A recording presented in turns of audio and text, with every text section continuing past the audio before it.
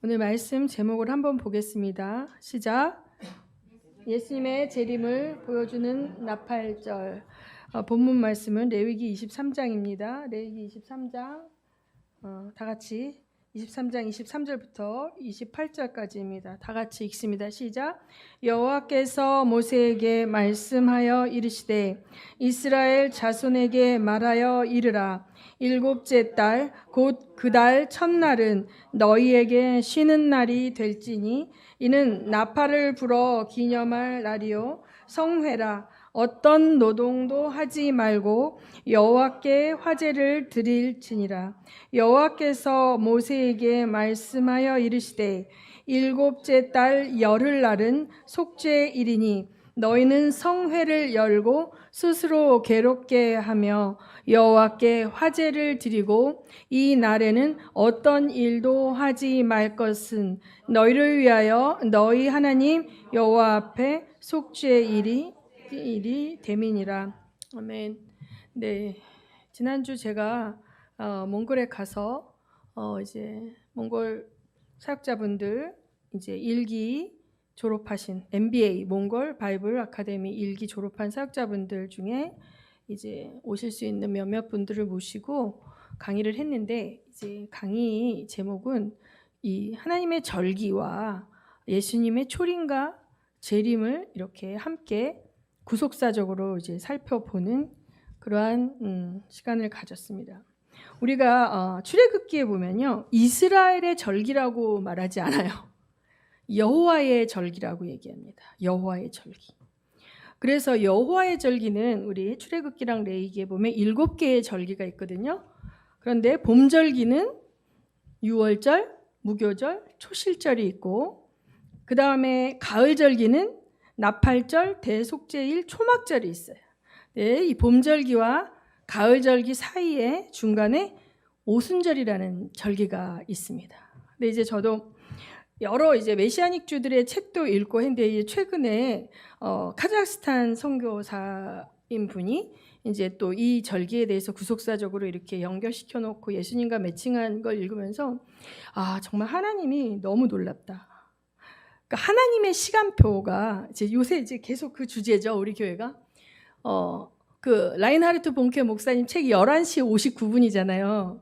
근데 여러분 놀라운 게 제가 그 이스라엘 달력을 팔아요. 브레드 TV라고 한국에 이스라엘 사역을 하시는 그 선교단체에서 이스라엘 달력을 파는데 제가 작년에 샀는데 이게 9월 25일 날까지밖에 없어요.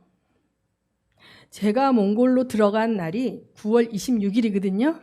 그날이 로시 하샤냐 유대인의 달력으로 1월 1일 해가 바뀌는 날이에요.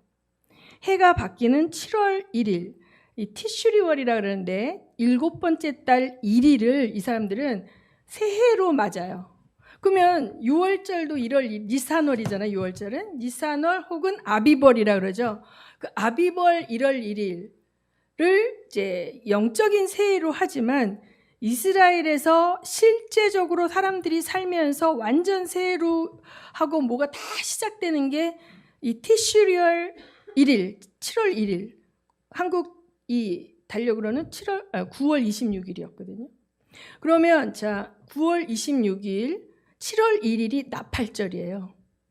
나팔절로부터 열흘 동안 속죄의 시간들을 가지고 7월 10일이 되면 그날이 대속죄일이에요. 그날이 바로 오늘입니다. 10월 5일. 9월 26, 27, 28, 29, 30, 1, 2, 3, 4, 5. 오늘은 히브리 달력으로 대속죄일이에요. 대속죄일. 그래서 이게 우리가 이제 너무 아쉬운 것은 하나님이 이 모든 절기 속에 행하는 모든 어떤 행사들, 이벤트들 속에 예수님을 보여주고 있잖아요. 예수님이 뭐 토라의 그 모세의 글과 선지자의 글이 모두 다 나를 가르쳐 증거함이라 이렇게 말씀하셨고, 구약의 모든 것들은 전부 예수님을 보여주는 그림자여 모형이거든요. 특별히 절기를 보면 그것이 굉장히 강하게 알 수 있고, 이걸 딱딱 맞춰서 하면 예수님이 하신 행동들이 왜 그랬는지가 다 이해가 돼요. 6월절은 니산월 혹은 니산월이라는 단어는 아람어인데 그전에는 아비벌이라 그랬어요. 출애굽기는 아비벌이라고 그랬고 바벨론으로 포로로 갔다 온 다음에는 니산이라는 단어를 써서 니산월이라고 하는데 동일합니다. 그 1월 14일, 그러니까 아비벌 1월 14일 저녁, 그러니까 그때부터 6월절이 시작이 되는 거예요. 이 히브리 달력은 태양력이 아니라 달을 중심으로 만들어진 음력이에요. 그런데 달이 뜨는 시점이 하루가 시작되는 거예요. 달은 낮에 떠요? 저녁에 떠요? 저녁에 뜬단 말이에요. 달이 뜨는 그 시점이 하루가 시작되는 날이에요. 그럼 니산월 1월 1일은 달이 어떤 달일 것 같아요? 달은 금음달, 초생달, 보름달, 반달이 있지 않습니까? 여호와의 큰 절기는 다 보름이에요. 6월절은 1월 14일, 무교절은 1월 15일부터 일주일 동안, 또 장막절은 7월 15일. 15일은 무슨 달이에요? 보름달. 보름달이 뜨는 날. 그런데 1일은 뭘까요? 그러면 1일은 달이 초승달이거나 금음달이에요. 제가 산을 가보면 보름달이 뜨는 날이 맑으면요, 이 랜턴을 안 비춰도요, 이 길이 보입니다. 근데 금음날이나 초승날 그럴 때 달이 작을 때는 깜깜해요. 우리가 다윗이 월삭에 항상 왕 앞에 갔거든요. 월삭이라 그러는 것은 그 월초 혹은 월말을 말하거든요. 그때는 되게 깜깜해요. 그러니까 이스라엘의 하루가 시작할 때 특별히 달이 바뀌었을 때 초하루에 하루가 시작될 때는 깜깜한 밤에 시작이 되는 거예요. 깜깜한 밤에. 그래서 이 봄절기 6월절, 무교절, 초실절은 여러분 다 아시다시피 예수님이 처음에 오셔서 하신 구속사역, 6월절 어린 양으로 십자가에 달리셨죠. 그 다음에 무교절, 누룩을 넣지 않은 떡이죠. 요한복음 5장에 나는 하늘로부터 온 만나라고 하시면서 생명의 떡이라고 말씀하셨잖아요. 근데 여러분이 마지막 6월절 전에 예수님이 성전에 가셔서 뭘 하십니까? 성전을 청소하시죠. 근데 이 유대인들 가운데 이 무교절에는 너희 안에 누룩이 있으면 저주를 받을지라, 그래서 이스라엘 백성들은 무교절이 오기 일주일 전부터 온 집안을 대청소를 해요. 근데 이것을 유대인의 문화 가운데 옛날에 제가 모퉁이돌에서도 이건호 목사님이시죠? 거기 영성 그분 친구랑 제일 친한 그분의 고등학교 동창 이요엘 선교사님이 이스라엘에 계셨는데 그때 이제 얘기 들었는데 이번에도 제가 그걸 확인했어요. 이스라엘의 풍속 가운데 뭐냐면 애들을 청소를 시키기 위해서 엄마 아빠들이 일부러 누룩이 들어있는 비스켓이나 빵을 종이에 싸서 이렇게 감춰둔대. 가스레인지 속에 어디 속에. 그러면 야 얘들아 빨리 누룩을 찾아라. 그러면은 애들이 막 눈에 불을 켜고 찾다가 그게 나오잖아요. 그러면 엄마한테 이제 그걸 만지지 않아요. 나무 젓가락으로 이렇게 해서 세마포로 만든 봉지 속에다 그걸 다 집어넣고 그걸 다 모은 다음에 아빠가 마당에 가서 불에 태우는 거예요. 그게 무교절. 그러니까 온 집안을 누룩은 뭘 상징해요? 죄를 나타내잖아요. 그러니까 그 불결한 것들을 온 집안을 다 찾아서 없애는 거예요. 예수님이 6월절 어린 양으로 십자가에 달리시기 전에 성전에 들어가셔서 성전을 청결케 하신 아버지 집, 내 아버지 집은 기도하는 집이라 너희는 강도의 구려를 만들었도다 하시면서 거기서 장사꾼들이 이권에 개입해서 돈 벌고 있는 것, 경건을 빙자하여 자기들의 이익을 취하는 모든 것들을 다 쓸어내시면서 그것을 청소하시죠. 그 기간이 바로 무교절 기간인 거예요. 그래서 예수님이 하신 하나하나의 행동은 이 여호와의 절기에 다 맞춰져 있어요. 그러니까 9월 26일부터 오늘까지 열흘 동안 이스라엘 백성들에게 하나님 명하시길 너희는 스스로 괴롭게 해라. 스스로 괴롭게 하라는 것은 뭐냐면 자기들을 돌아보라는 거죠. 하나님 앞에 뭔가 하나님 앞에 거리끼는, 말하자면 개인적으로 누룩을 찾아내는 일이죠. 그래서 자기가 열흘 동안 찾아낸 누룩을 대속죄일 날 아사셀의 어린 양과 여호와의 어린 양 염소를 끌고 가서 거기다 전가해서, 지난번에 주일날 목사님 말씀하신 것처럼 죄를 전가하고 그 양을 잡는 날이 이제 대속죄일이고, 그 피를 받아가지고 아사셀의 어린 양은 광야로 가서 떨어져 죽게 해요. 아사셀은 광야에 사는 사단을 의미하고, 여호와의 어린 양은 그 피를 받아가지고 대제사장이 지성소로 들어가는 날이 바로 오늘 대속죄일이에요. 염 키푸르라고 그러고, 나팔절은 염 테루아라고 그래요. 나팔을 부는 날이에요. 그런데 그 가운데, 그런데 이제 예수님이 유월절 어린 양으로 돌아가시고 그 부활하신 그날은 무슨 날이냐면 초실절이에요. 초실절. 옛날에 제가 강의했는데, 초실절은 뭐냐면 보리를, 최초로 추수한 보리를 베어서 단째 묶어서 성전에 가서 흔들어서 드리는 게 초실절이에요. 그래서 14일, 15일, 그 다음에 16일 이렇게 쭉, 무교절은 일주일을 지키는 거고 초실절 하루, 유월절 하루란 말이에요. 하루 오는 거예요, 봄절기는. 근데 이 초실절에 보리 이삭을 단째 바쳐요. 이 바치는 단을 오메르라 그래, 한 오메르. 근데 이때부터 계속 보리 추수를 하면서 그 다음 날도 한 오메르, 그 다음 날도 한 오메르 단을 갖다 바쳐서 이 50번을 바치면 뭐가 와요? 오순절이 오는 거죠. 오순절이 오는데, 이 오순절에는 밀추수가 시작이 되는데, 이 오순절에는 단을 바치는 게 아니라 밀을 추수해서 가루를 내서 떡을 만들어서 그 떡을, 누룩을 넣은 떡을 2개를 바치거든요, 오순절 때는. 그런데 이 무슨 일이 있었냐면, 예수님이 초실절에 부활하셨거든요. 첫 열매. 그래서 사도 바울이 부활의 첫 열매가 되셨다는 거예요. 그래서 이 모든 용어들이, 구약의 이스라엘의 그 여호와의 절기를 아는 사람들은 그 용어 하나하나와 그 당시의 그 모든 풍습과 문화가 그대로 같이 오는 거예요. 부활의 첫 열매로 초실절에 예수님 부활하셨어요. 그 다음에 그 예수님이 부활하시고 오순절 성령이 임하기까지 그 기간 동안에, 그렇죠? 예수님이 부활하신 예수님이 누구를 만납니까? 제자들을 만나요. 이스라엘 집에 잃어버린 양들, 이스라엘의 하나님께서 선택하신 이스라엘의 어린 양에 주목하는 사역을 주님이 하셨거든요. 그리고 40일째 승천하시면서 너희는 예루살렘을 떠나지 말고 아버지의 약속하신 바 뭘 기다리라? 성령을 기다리라. 이렇게 얘기했잖아요. 제가 언젠가 사도행전 설교를 할 때, 전 세계에서 모든 유대인 남자들이 성전으로 오는 절기는 3번 있어요. 유월절, 77절 혹 오순절, 그 다음에 장막절이에요. 이 3절기에는 유대인 남자들은 성전으로 올라가서 여호와께 직접 헌물을 하는 절기예요. 그래서 전 세계에 있는, 흩어져 있는 디아스포라 유대인들이 6월절에 예루살렘으로 올라오고, 그 다음에 오순절에 올라오고 장막절에 올라오는 거예요. 그래서 이 예수님의, 제가 그랬잖아요. 사도행전 1장의 배경과 2장의 배경이 틀리다.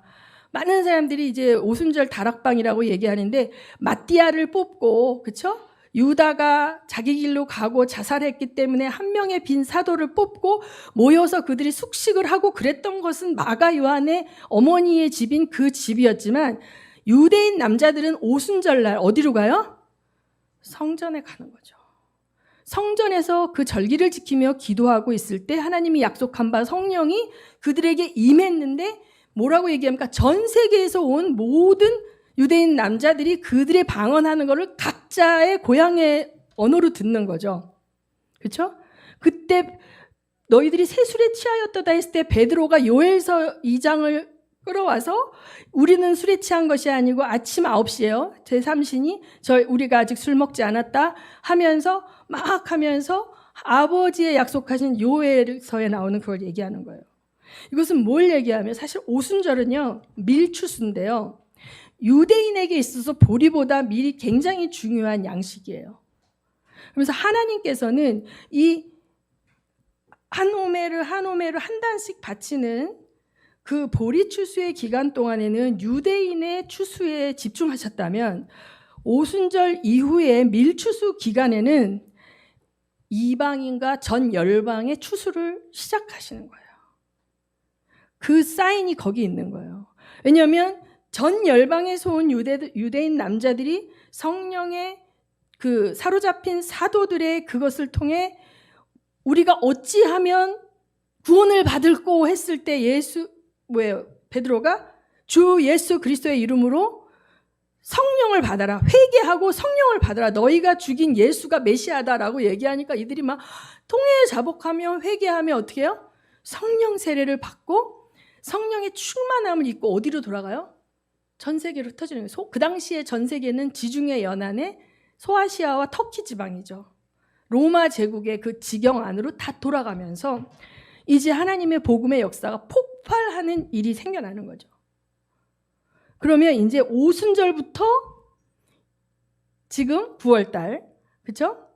오순절부터 9월달까지 이 기간 동안에는 하나님께서 우리를 세우신 오순절 성령으로 말미암아 세워진 교회들이 뭘 해야 돼요? 추수를 해야죠. 추수를 해야 되는 거예요. 추수를. 그런데 이 나팔절이 시작되는 밤 9월 26일 밤에 7월 1일이 시작이 되는 거죠. 이스라엘 달려고 밤에. 달이 있어요, 없어요? 7월 1일 껌껌해요. 보름달이 아니에요. 월삭이기 때문에 깜깜한 그때 나팔이 빵 하고 불면서 나팔절이다 하면서 나팔절이 시작되는 거예요. 이스라엘에. 그래서 이 나팔이라는 단어, 나팔절에 유대인들은 나팔을 100번을 부는 거예요. 100번을 분대요. 근데 이 100번을 부는 이 나팔이, 저는 나팔을 불 줄 모르지만 이 이스라엘 사역하는 분들은 이 쇼파르라고 하는 양의 뿔로 이렇게 양각 나팔 하나쯤 안 갖고 있는 사람이 없더라고요. 이스라엘 갔을 때 저도 이제 그 유대인들 있는 그 농장에 갔는데 그 양각 나팔이 여러 개 놓여 있는데 뭐 팔기도 하고 그러나 봐요. 근데 물어봤는데 소리가 안 나. 엄청 불기가 어려운데 그 양각 나팔을 이들은 이게 부는 거예요.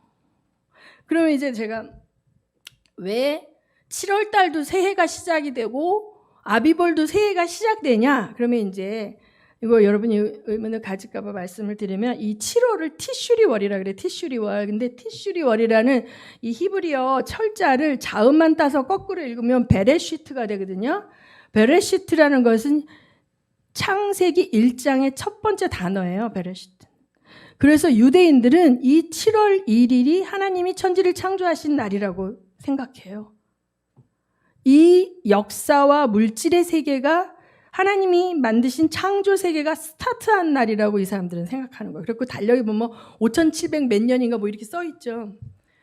그리고 6월절은 뭐냐면 6월절 우리가 보여주는 게 뭡니까? 장자가 다 사망해야 되잖아요. 마땅히 죽음의 천사가 지나갈 때 죽어야 되는데 어린 양의 피가 발라진 집은 그냥 지나가기 때문에 그것이 패스오버, 지나갔다, 넘어갔다 해서 유월절이잖아요. 월, 넘는다. 그런 날인데 죽어야 될 자들이 왜 살았어요? 어린 양의 피 때문에 살았잖아요. 그러니까 나에게 있어서 죽어야 할 옛사람의 내가, 지옥 가야 할 내가 왜 거듭났어요? 예수의 피 때문에. 그 때문에 이 6월절은 내 인생이 어떻게 스타트된 날이에요. 거듭나고 새 사람으로 스타트된. 그래서 사도 요한이 뭐라 그래요? 홍해를 건너는 걸 세례를 받았다고 얘기하잖아요. 그렇죠? 홍해를 건너는 걸 세례를 받았다고.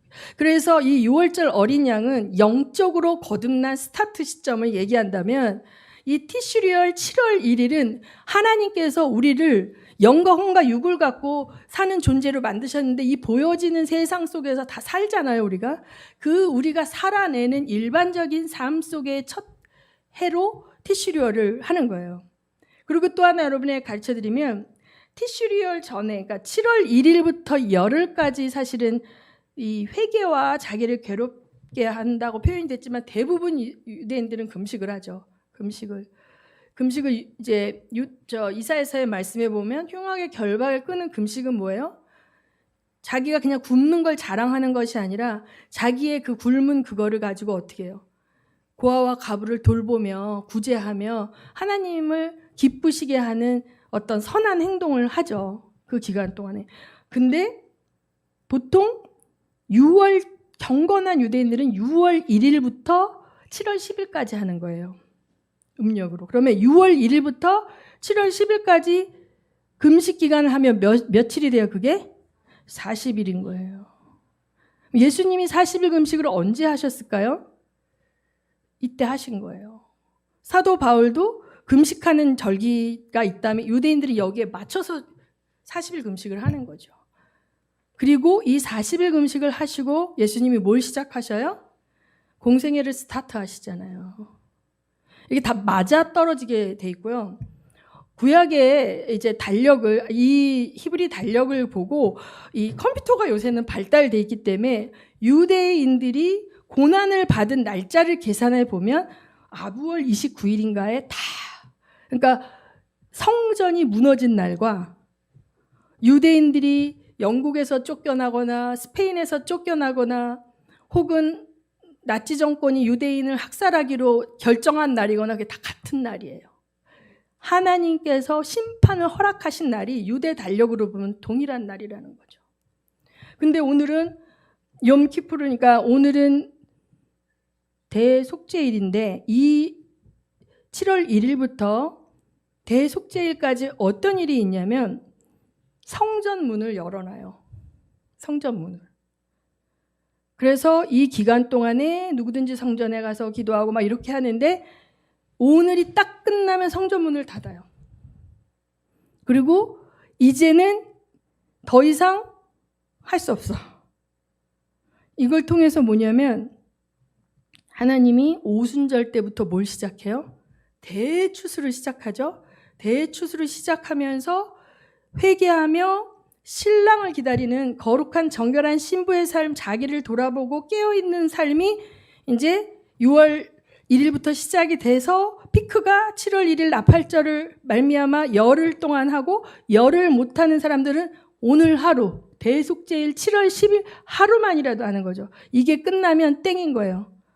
더 이상 회개의 기회는 없어. 그러니까 우리가 열처녀의 비유에서 뭐예요? 문이 닫히고 열어주소서 하지만 어떻게 안 열어줬다는 거잖아요. 그러니까 이 열려있는 시간과 성전문이 닫혀서 들어가고 싶어도 들어가지 못하는 타임을 통해서 이스라엘 백성들은 여호와의 날이 구원을 받은 자에게는 구원의 날이요 잔치의 날이지만 구원에 속하지 않은 날은 무슨 날이에요? 심판의 날인 거예요. 슬피 울며 이를 가는 날인 거예요. 그 성전 안에 들어가고 싶어도 닫혀서 못 들어가는 슬피 울며 이를 가는 날인 거예요. 이렇게 하나님은 교육하기를 원하셨어요. 교육하기를 원하셨어요. 히브리어로 이 절기, 여호와의 절기를 모에드라 그래요. 모에드. 근데 히브리어의 복수는 미음이 붙어요. 이 모에드, 절기들 그러면 모에딤이 되거든요. 모에딤. 엘르, 그럼 엘 하나님이잖아요. 엘로힘. 복수는 다 미음이 붙거든요. 히브리어로. 근데 이 모에딤은 여호와의 절기들이에요. 근데 이 여호와의 절기들을 이 히브리어거든요. 이거를 헬라어로 번역하면 뭔지 아세요? 카이로스예요. 여러분이 알고 있는 카이로스는 뭐예요? 하나님의 시간. 크로노스는 뭐예요? 일반적인 시간. 크로노스 속에 하나님의 타이밍과 하나님이 정해주는 딱딱 이정표, 그거를 우리는 카이로스라고 그러는데 바로 이 히브리어 모에드를 번역하면 헬라어로 카이로스인 거예요. 그런데 이 모에드 속에 무슨 뜻이 있냐면 리허설, 총연습 이런 뜻이 있대. 리허설이란 뜻이 있대. 무슨 의미예요? 절기마다 연습하는 거예요. 우리는 절기마다 연습하는 건데 봄절기는 초림 때 오신 예수 그리스도의 구속하시고 어린 양의 보혈로 우리가 정결케 되어지고 부활의 첫 열매로 부활하신 예수 그리스도와 더불어 우리도 부활할 것이다. 오순절의 성령의 능력으로 우리는 계시록에 뭐라 그래요? 천사가 이제 다 찾을 수가 없는데 인자 같은 이가 앉아 있는데 천사가 추수할 때가 되었다. 그래서 이 천사가 그 요청을 해서 낫을 휘두르니까 곡식들이 거두어지고 그 곡식들은 여호와의 곳간에 잠기는 거예요. 봄절기에는 곡식을 거두나 했죠. 그 다음에 다음 장으로 넘어가면 인자가 아니에요. 천사가 천사에게 요청해서 이제 이 포도주를 거두라. 포도주를 거둬서 어떻게 해요? 여호와의 진노의 포도주에 던짐에 그 피가 말굴레까지 1600 스타디움이 이렇게 찼다 이런 거예요. 그래서 두 번째 추수는 뭐예요? 진노의 추수죠. 그러니까 지금은 뭐예요? 아직까지 우리는 영적인 나팔절은 아직 된 거 아니에요. 지금은 오순절에서 나팔절이 오기 직전에 11시 59분이라는 거지. 라이너르트 보케 목사님 표현하면. 그럼 우리는 지금 곡식을 거둬야 되는 거예요. 곡식을. 그래서 하나님의 곳간에, 알곡은 곳간에 들이시고 축정에는 불에 태운다 했잖아요. 지금 주님은 곡식을 거두는 타이밍인 거예요. 이 절기 속에서 주님이 보여주고 싶은 구속사의 역사는. 그런데 때가 되면 성전문이 닫히고 대속죄일이 끝나고 나면 뭐가 생기냐면 포도를 걷어서 포도주 틀에 던져서 짓밟아서 으깨서 포도를 만들거든요. 이스라엘. 자, 그거를 그 이미지를 선지자들은 갖고 와서 심판의 하나님의 추수를 얘기한 거예요. 지옥 갈 사람들. 자, 그 피가 흐른다는 것은 전쟁을 의미하거든요. 그래서 이제 에스겔서 37장을 보면요. 여러분이 잘 아는 에스겔서 37장에 뭐가 나오냐면 마른 뼈 환상이 나와요. 그 에스겔이 골짜기로 갔는데 거기에 뼈 무더기가 있고 그 뼈 무더기에게 인자야 네가 명하라 했을 때 마른 뼈들이 여호와의 권능으로 뭐가 됩니까? 군대가 되죠. 이 뼈와 뼈들이 붙어서 이제 움직이고 그다음에 힘줄이 생기고 살이 오르고 가죽이 덮이고 그다음에 생기를 명하니까 그 생기가 그들에게 들어가서 그 시체 같은 자들이 일어나서 거대한 군대가 되는 거죠. 이스라엘의 회복을 얘기하고 있어요. 그다음에 막대기 2개를 유다와 이스라엘이라 쓰라 해서 네 손에서 하나가 되리라 하면서 이스라엘의 온전한 회복을 이제 얘기하는데 38절을 보면 여러분 저는 요즘의 정세와 이 38절도 보면서 지금 리허설하고 있다 이 생각이 드는 거예요. 38절을 보면 다 같이 한번 읽습니다. 1절부터 쭉 읽습니다. 시작. 여호와의 말씀이 38절 에스겔서 38절입니다.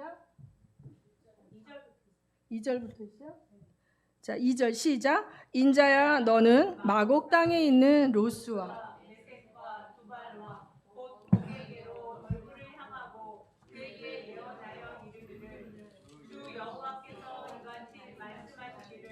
로스와 메섹과 두발 왕 고가 내가 너를 대적하여 너를 돌이켜 갈고리로 내 아가리를 꿰고 너가 기마병 곧 내 온 군대를 끌어내되 완전한 갑옷을 입고 큰 방패와 작은 방패를 가지며 칼을 잡은 큰 무리와 그들과 함께한 방패와 투구를 갖춘 바사와 구스와 붓과 고멜과 그 모든 떼와 북쪽 끝에 도갈마 족속과 함께 모든 때 곧 많은 백성의 무리를 너와 함께 끌어내리라.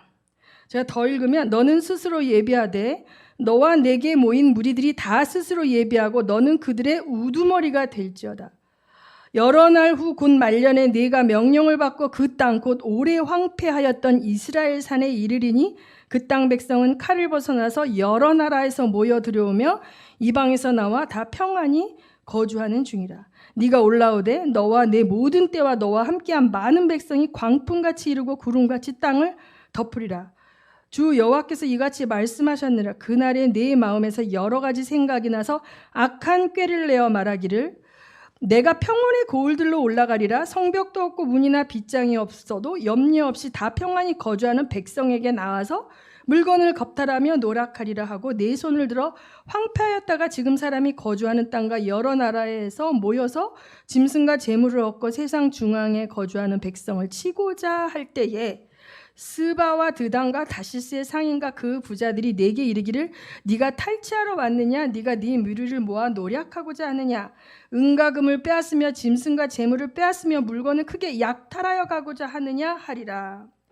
너는 또 예언하여 고객에게 이르기를 주 여호와께서 이같이 말씀하시기를 내 백성 이스라엘이 평안히 거주하는 날에 네가 어찌 그것을 알지 못하겠느냐? 네가 네 고국 땅 북쪽 끝에서 많은 백성 곧 다 말을 탄 큰 무리와 능한 군대와 함께 오되 구름이 땅을 덮음같이 내 백성 이스라엘을 치러 온다는 얘기예요. 이건 너무나 유명한 곡과 마곡의 전쟁이거든요. 이 곡과 마곡의 전쟁이 어느 시점에 이러냐에 따라서는 이 신학적 이론에 따라서 차이가 되게 많아. 전천년설, 후천년설, 무천년설에 다 다르는데 여기서 제가 여러분 38장에 나오는 나라 이름들을 현대의 지금 나라 이름으로 바꿔보겠습니다. 여기서 곡과 마곡, 곡은 누굴까요? 곡. 로스는 자 38장 2절에 인자에 너는 마곡 땅에 있는 로스와 그랬거든요. 이 로스는 러시아입니다. 로스는 러시아예요. 그 다음에 메섹과 두발은 흑해 주변의 나라들을 말해요. 메섹과 두발은. 그 다음에 또 뭐냐면 고멜은 뭘까? 바사는 뭐냐면 페르시아, 바사는 페르시아인 걸 알죠? 그러면 이 페르시아 민족이 지금 이루고 있는 나라는 어느 나라요? 이란, 이라크, 아프가니스탄. 구스는 뭡니까? 북아프리카입니다. 구스는. 그래서 이 구스는 북아프리카를 말하고요. 그러면 여기 이 말씀을 보면 자 공산 전체주의 국가, 사회주의 국가의 우두머리는 누구예요? 러시아가 어떤 나라들? 로스, 메세, 그 다음에 또 뭡니까? 이 바사와 구스와 북. 그러니까 북아프리카와 터키 인근과 흑해 연안에 있는 이슬람 국가들과 연합해서 어디로 온대요? 큰 평원으로 내려와서 자 이들이 어떻게 거주하고 있냐면 각 세계에 흩어져 있다가 자기 나라로 돌아와서 평안히 거주하는 중에 있는 이스라엘을 치자 하고 내려간다는 거예요. 그렇죠? 근데 지금 전 세계 역사가 신냉전으로 돌아가서 그동안 미국도 중국하고 친하고 미국도 러시아하고 친했는데 이게 갑자기 정세가 바뀌어서 미국과 러시아가 원수가 되고 서유럽과 러시아가 원수가 되고 중앙아시아에 있는 스탄 하는 나라들은 러시아 쪽에 영향을 받고 있고 제가 몽골에서 강의할 때 거기 한 사역자가 있어요. 토야라는 사역자가 있는데 이 사역자의 종족은 무슨 종족이래요. 이 몽골 종족이 62개 부족들이야. 근데 저쪽 끝에 있는 어떤 종족이야. 그 토야 사역자가. 근데 그 종족들이 러시아에 많이 가 있었대요. 근데 지금 푸틴이 어떻게 해요? 막 징집을 하니까 그 러시아에 가 있던 그 종족들이 러시아 국적이야. 러시아 국적인데 국경을 넘어서 자기네 친척인 이 또야를 와서 거기 숨어 있는 거예요. 숨어 있는데 자기 친척이니까 같은 종족이니까 재워주고 막 이렇게 하고 있는데 공문이 떴대. 내가 간 날. 러시아 국적을 가진 자를 니네 몽골에서 숨겨주면 재미없을 것이다. 그래서 러시아 국적을 가진 자들이 혹시 니네 나라로 들어가서 친척을 찾아가거든 즉시 신고하고 돌려보내라. 이런 공문이 떴대요. 그러면서 이게 일이 커지겠는데 하면서 막 뭐라고 이제 얘기를 하는 거예요. 자, 그래서 이 스탄 나라라든지 구소련의 열방에 있는 나라들을 지금 규합해서 네가 우두머리가 된다 그러잖아요. 우두머리가 돼서 아직까지 이스라엘과의 이 전투나 이런 조짐은 없지만 이 이스라엘과 연합하고 있는 세력은 어떤 세력입니까? 서방 자유민주주의 세력이에요. 그러면 소련, 이슬람, 그 다음에 바사라 그랬잖아요. 바사의 대표적인 나라는 이란이잖아요. 이란과 이스라엘은 아주 철천지 원수고 그래서 이제 이란이라는 나라가요 1979년 이전에는 굉장히 친미 국가였어요. 근데 갑자기 그 호메이니 혁명이 일어나서 종교 국가가 됐는데 며칠 전에 여러분 있었죠. 어떤 여성이 히잡을 쓰지 않았다 그래서 잔인하게 죽여갖고 지금 막 난리가 나고 있잖아요. 원래 그런 나라가 아니었어요. 79년 전에 이란을 보면 굉장히 여자들이 미니스커트도 입고 굉장히 서구 여자처럼 그렇게, 아프가니스탄도 옛날에 그랬어요. 근데 강하게 이슬람의 영이 임하면서 여자들을 그렇게 학대하는 일들이 생기는 거죠. 그 여기 보면 흑해 주변의 나라들이 지금 뉴스에 엄청 많이 나오는 나라예요, 지금. 그래서 지금 우크라이나와 러시아의 전쟁은 제가 보기에는 곡과 마곡의 전쟁의 리허설이다. 연습을 하고 있다, 연습을. 하나님의 이 경륜 가운데 하나님이 이 악한 하나님을 대적하는 이스라엘을 없애려고 하고 하나님의 말씀과 대적하는 이데올로기와 사상을 기반으로 해서 성립된 국가들이 전쟁을 하기 위해서 주변의 모든 국가들을 연합해서 크게 큰 세력을 형성하고 남쪽으로 내려오는 것들을 이제 하나님이 허용하신다. 그죠? 그 일이 에스겔서 38장에 예언되어 있고, 그 다음에 이제 스가랴서 14장을 봅니다. 스가랴서 14장. 12장을 볼까요? 스가랴 12장. 12장입니다. 스가랴.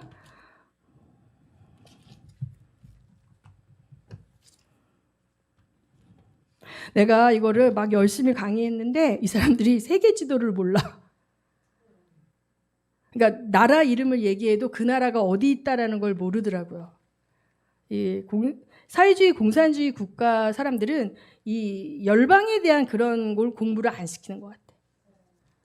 중국에 갔을 때도 이 사람들이 세계사도 모르고 세계 지도도 거의 본 적이 없는데, 이번 몽골도 보니까 이분들이 글로벌한 그런 거를 전혀 모르고, 그러니까 러시아와 자기네 나라와의 관계 속의 어려움과 물가가 오르고 이런 것만 했지, 이게 통체적으로, 하긴 뭐 우리나라 사람도 그렇게 관심이 있는 젊은 사람들이 없을 수도 있는데, 스가랴서 12장을 봅니다. 자,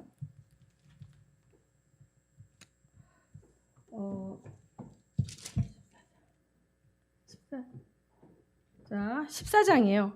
14장 1절에 보면, 스가랴서 14장 없어요. 14장 1절에 보면 여호와의 날이 이르리라. 그날에 내 재물이 약탈되며 내 가운데서 나누이리라. 내가 이방 나라들을 모아 예루살렘과 싸우게 하리니 성읍이 함락되며 가옥이 약탈되며 부녀가 욕을 당하며 성읍 절반이 잡혀 가려니와 남은 백성은 성읍에서 끊어지지 아니하리라. 이제 여호와께서 나가사 그 이방 나라들을 치시되 이왕의 전쟁의 날에 싸운 것 같이 하시리라. 그래서 열방이 이스라엘을 치러 올라오는 예언이 이제 여기 되어 있거든요. 그 다음에 12장을 다시 보면, 이스라엘에 관한 여호와의 경고의 말씀이라. 여호와 곧 하늘을 펴시며 땅에 터를 세우시며 사람 안에 심령을 지으신 이가 이르시되, 보라 내가 예루살렘으로 그 사면 모든 민족에게 취하게 하는 잔이 되게 할 것이라. 예루살렘이 에워싸일 때에 유다에까지 이르라. 그날에는 내가 예루살렘을 모든 민족에게 무거운 돌이 되게 하리니 그것을 드는 모든 자는 크게 상할 것이라. 천하 만국이 어떻게 한대요? 그것을 치려고 모이리라. 여호와가 말하노라. 그날에 내가 모든 말을 쳐서 놀라게 하며 그 탄자를 쳐서 미치게 하되 유다 족속은 내가 돌보고 모든 민족의 말을 쳐서 눈이 멀게 하리니. 여기서 무슨 말이냐면, 모든 민족의 말을 쳐서 눈이 멀게 한다는 게, 이 당시에 최고의 무기는 뭐예요? 말이죠. 그런데 지금 푸틴이 핵을 쓰네 안 쓰네, 그러니까 자기들이 가지고 있는 모든 무기를 가지고 위협을 하면서 겁을 주면서 자기의 위상을 높이고, 이 하나님이 어떻게 보면 이스라엘, 같은 이제 반대쪽에 있는 나라들 가운데 우두머리가 되려고 하는 액션들이 나온다 이 말이거든요. 자, 이것을 보면 우리는 이제 뭐예요? 성전문이 닫힐 때가 가까웠다라는 걸 아는 거예요. 그렇죠? 나팔이라는 것이, 나팔이 준 의미는 뭐예요? 데살로니가 전서에 나오잖아요. 거기에서 이 나팔이라는 거는 하나님이 천사장의 호령과 함께 나팔로 나타나신다는 거죠. 그날, 근데 봐요. 이스라엘 백성들이 나팔 소리를 처음으로 들은 게 언제인 것 같아요? 이스라엘 사람들이 나팔 소리 처음으로 들은 거? 아니, 이 출애굽기 19장입니다. 여리고 들어가기 전에 시내산에 모였어요. 자, 모세에게 뭐라 그래요? 내가 이제 시내산에 강림하리니 너희는 이스라엘 민족을 정결케 하고 빨래를 하고 옷을 깨끗이 빨아 입고 시내산에서 나를 만날 준비를 해라 해서 3일 동안 이들이 자기를 정결케 하고 시내산 앞에 왔을 때 나팔 소리가 울리며 시내산에 여호와께서 강림하셨죠. 천둥과 번개와 함께. 근데 이스라엘 백성들이 어떻게 했어요? 너무 무섭습니다. 우리가 죽을 것 같으니 우리는 여기 있을 테니 당신만 올라가서 여호와를 만나고 오십시오. 이스라엘 백성과 하나님이 처음 대변하는 그때에 뭐가 됐다? 나팔을 통해서 여호와 임재가 저들에게 알려졌거든요. 그것은 예레미야 31장 31절에 보면 이스라엘 백성이 나와 결혼하였어도 나를 배반하였다 그래. 그러니까 결혼이에요. 하나님과 이스라엘 백성의 언약인데 결혼 언약과도 똑같다 그랬죠. 제가. 왜냐하면 여호와와 다른 신을 섬길 수 없으니까. 한 남자와 결혼한 여자는 다른 남자를 사랑하면 안 되는 거잖아요. 오직 여호와만 섬기는 그 언약에 출애굽기 19장 20장의 십계명을 받으며 하는 그 언약식의 장면과 예수님이 다시 올 때 천사장의 호령과 나팔 소리를 왕이 기환하시는 거죠. 통치자로. 또 뭐예요? 신랑으로. 근데 그 신랑인데 정절을 지키고 정결한 신부는 어떻게 해요? 세마포를 입혀서 데리고 가고, 그러지 않은 자들은 어떻게 해요? 남교둠을 당하고 슬피 울며 이를 가는 부분. 자, 이 부분은 이제 목사님 또 많이 하셨어요. 자, 그래서 욤키푸르 해질 무렵에 쇼파르를 불면서 성전문을 닫아버리면 이것은 이제 더 이상 회개의 기회가 있다 없다? 없다라는 거를 이제 얘기하는 것이에요. 그래서 이제 그 나팔절에 부는 나팔의 형태를 제가 알려드리면, 저는 이제 이거를 여러분한테 불면서 들려드렸으면 좋겠는데 그럴 수가 없고, 들어보신 분 있을 거예요. 이스라엘 사역하는데 이제 첫 번째 쇼파르 길게 붑니다. 뿌 하고 부는데 이것은 왕의 대관식 때 부는 나팔이에요. 왕의 대관식 때 뿌. 자, 다윗이나 이스라엘 왕들은 나팔절에 왕의 대관식을 했다 그래요. 이들은 여호와의 절기에 따라서 움직여요. 두 번째 나팔은 쉐바림인데 뽀뽀뽀뽀뽀뽀 이렇게 부르는 뽀뽀뽀 3번 분대요. 이것은 회개하라, 돌아서라 이런 뜻이래요. 그 다음에 세 번째 나팔은 9번을 스타카토처럼 뚜뚜뚜뚜뚜 짧게 부는 건데 이거는 깨어나라라는 뜻이래.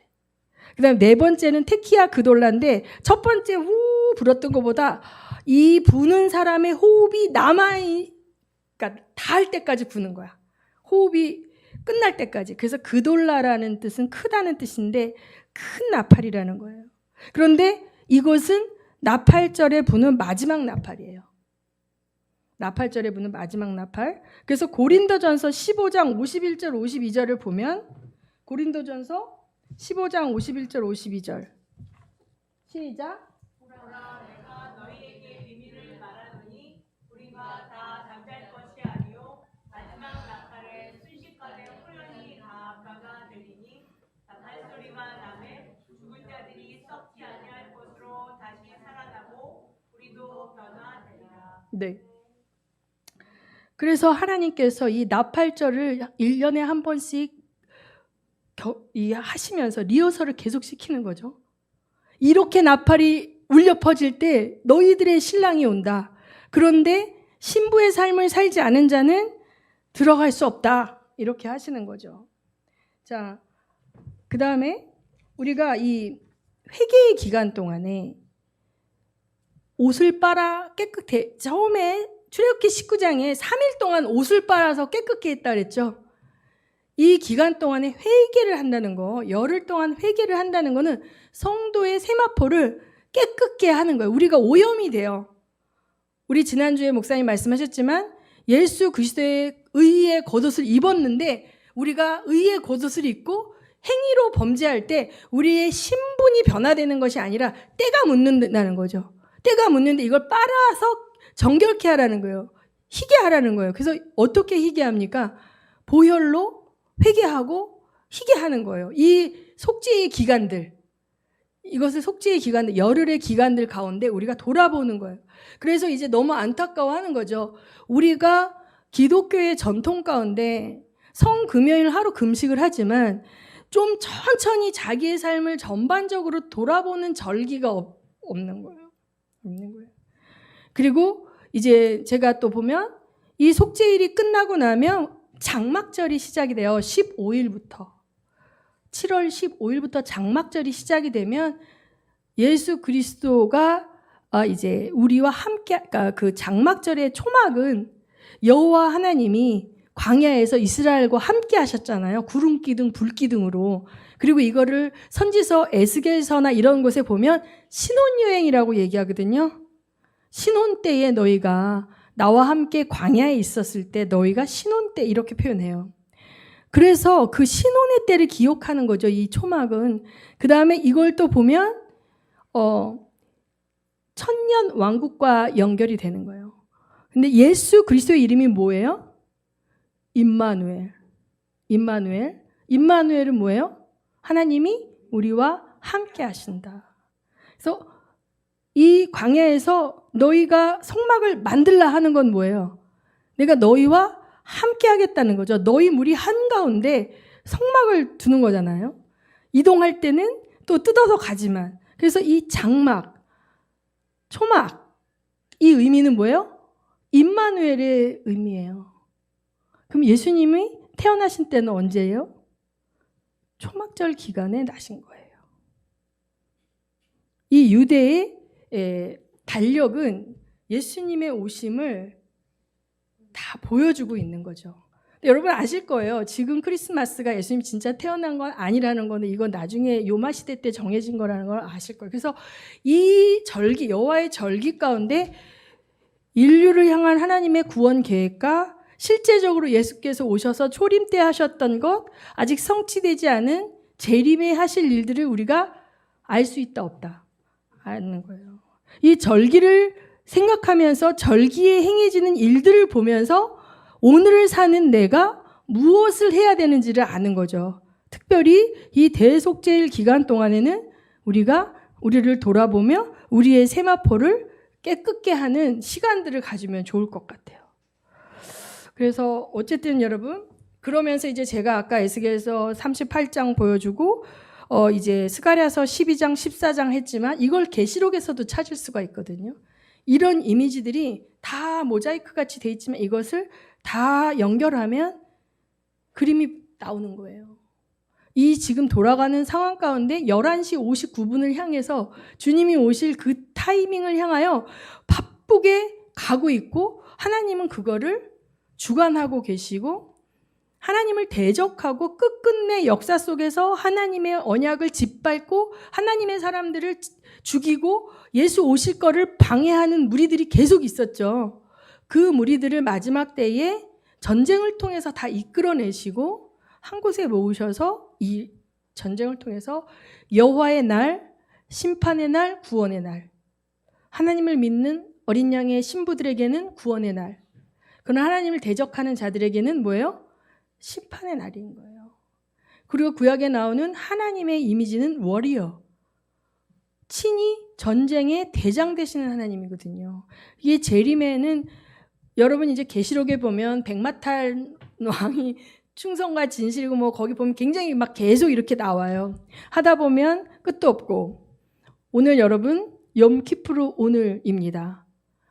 하나님이 천지를 창조하시고 해와 달을 만드시고 달이 지구를 도는 그 한 바퀴의 시간을 하나님은 한 달로 정하시고 시작되는 스타트를 월초로 만드시고 그 보름달이 뜨는 시기에 여호와의 절기들을 넣으시면서 그때 행하신 그 사건들과 스토리를 통해서 예수 그리스도를 보여주시고 너희들이 그걸 보면서 예수님이 행하신 구속사, 초림과 재림을 기억하며 깨어서 살라는 거예요. 끊임없이 깨어있어라, 깨어있어라, 깨어라. 그쵸? 데살로니가서 보면 너희들에게는 그날이 도적같이 오는 게 아니고 때와 시는 알 수 없어. 어느 시점에 2024년의 나팔절일지 2026년의 나팔절, 2035년의 나팔절일지는 모르지만 저는 나팔절 시즌에 재림하실 것 같아요. 이름 내가 이단이 될 수는 있지만 우리가 이 절기와 시간들을 하나님께서 주시면서 우리를 교육하셨고 리허설 시키셨기 때문에 이제 우리가 천년 왕국에 하나님의 어린 양의 혼인잔치에 들어가고 천년 왕국에서 다스리는 권세를 갖게 예비하기 위해서 깨어있는 자들에게는 자기를 돌아보게 하시고 시간표에 따라 자기의 삶을 절제하고 집중할 걸 집중하고 절제할 걸 절제하고 버릴 걸 버리고 이렇게 살게 하시는 거죠. 내일 모레 결혼할 여자가 남편을 맞을 여자가 밤마다 나이트 가서 놀고 애들하고 부킹해가지고 뭐 술 마시고 뭐 하겠습니까? 그런 걸 다 끊어내겠죠. 끊어내고 자기를 정결케 하고, 그쵸?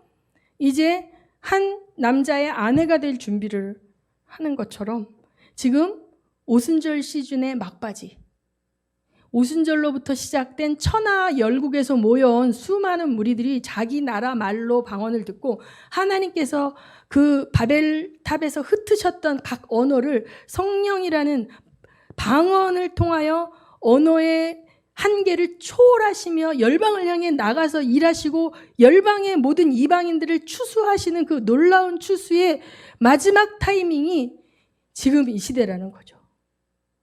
지금 이 시대라는 거죠. 그래서 저는 하나님이 기도하는 가운데 유럽도 다시 일으키실 것 같아요.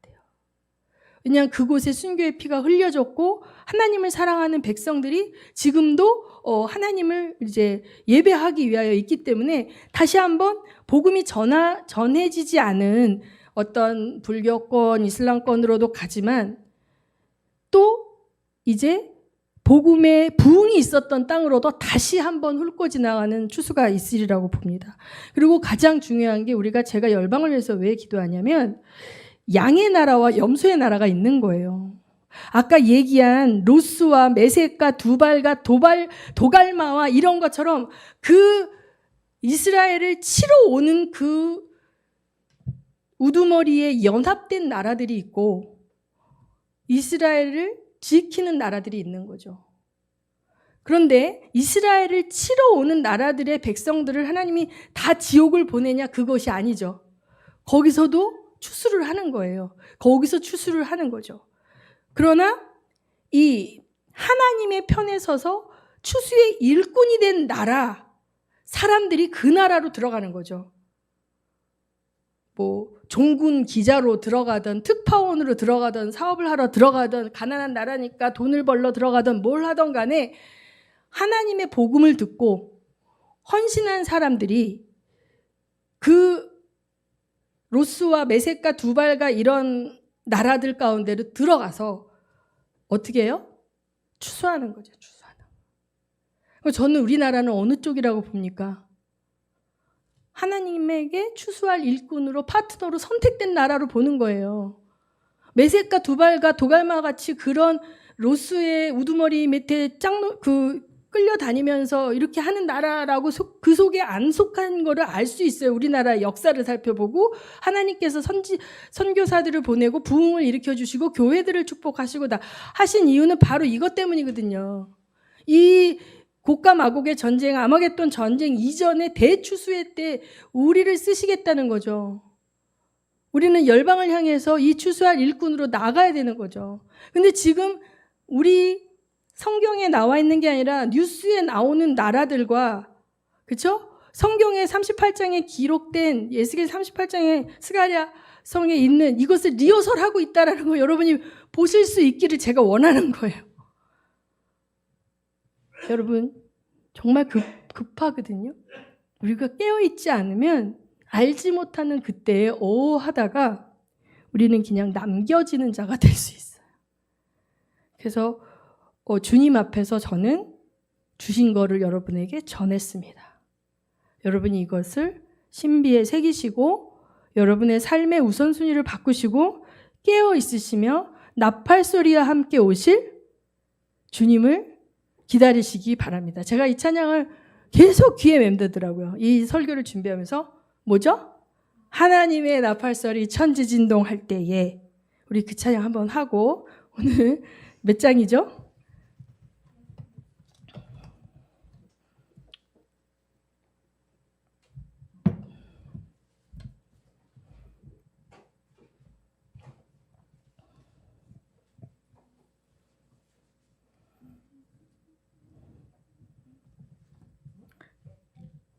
(180장)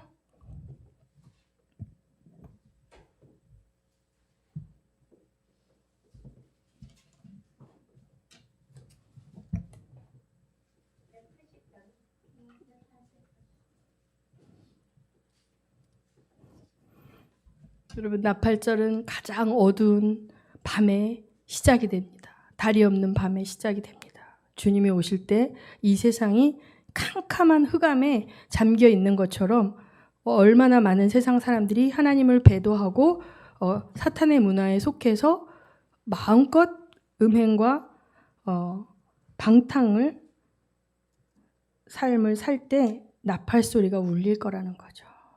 그 나팔 소리가 울릴 거라는 거. 시작.